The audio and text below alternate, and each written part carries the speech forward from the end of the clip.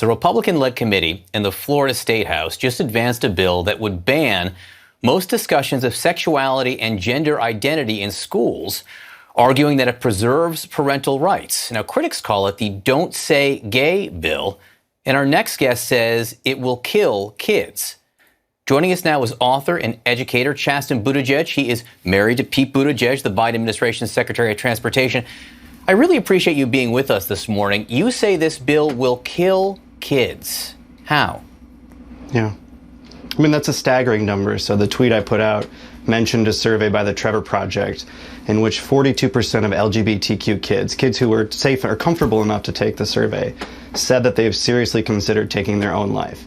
And we should be approaching that number with urgency and with compassion and care, wondering what we're doing, what kind of country we're building, or in Florida, what kind of state are you building, where you're essentially pushing kids back into the closet. You're saying, we can't talk about you.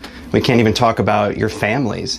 And, you know, as a kid who grew up for 18 years being told you don't belong, something about you is wrong, sometimes you take that trauma to heart. And unfortunately, there are a lot of kids in this country who do the worst because we tell them something about you is twisted and you don't belong here.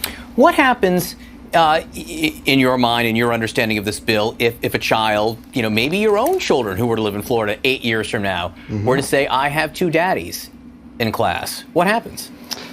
Yeah, you know, I've wondered that. I've wondered that about the text of the bill. You know, if kids come into the classroom Monday morning and they're all talking about their weekends, and hypothetically a kid like mine says, I had the best weekend with my dads. We went to the zoo. We went and got ice cream. Is the teacher supposed to say, hey, we don't talk about things like that in this classroom, you know? And not only what does that do to kids like mine, but what does that do to a kid in the classroom who might be starting to realize that they're different? I mean, what this bill is essentially doing is pushing LGBTQ families back into the classroom and teaching LGBTQ kids that something is wrong about them.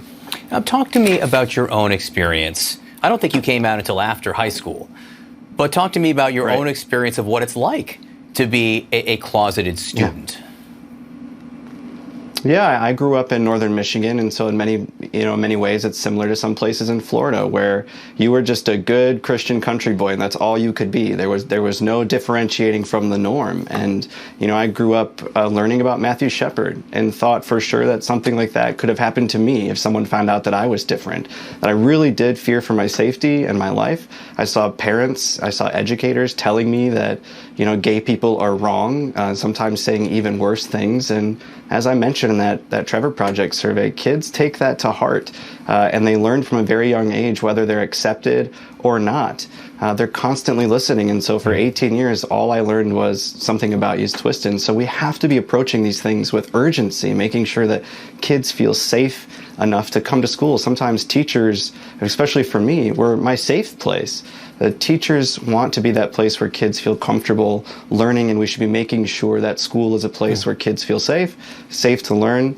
And I certainly appreciated having teachers that made me feel that way when I was younger. So I want to pick up on that last point there, because the supporters of this bill say it's about parental rights. And one of the provisions is somehow making the school legally liable. They can be sued, I think, if a teacher or a school administrator doesn't tell a parent if it learns that a student is gay. What's the impact there?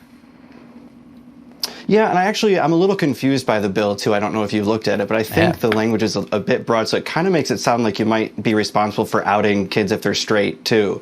And, you know, I just want to focus on teaching as a teacher. I don't want to be calling up my parents every night saying, hey, I just wondered if you knew your kid was straight. School should be a place definitely where kids feel like that they can be themselves and they feel safe enough to be themselves, but I don't really think this is about parents' rights. Parents' rights to do what?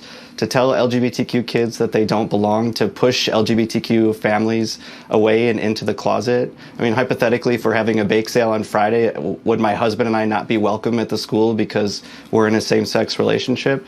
I just don't think this is what the governor should be focusing on. I think this hurts kids, this will hurt families, and this isn't about education or parents' rights. I think it's about using the LGBTQ community as a scapegoat, which we've been used as multiple times throughout history, and I just don't agree with it. Chasten Buttigieg, I appreciate you being with us this morning. Thank you so much.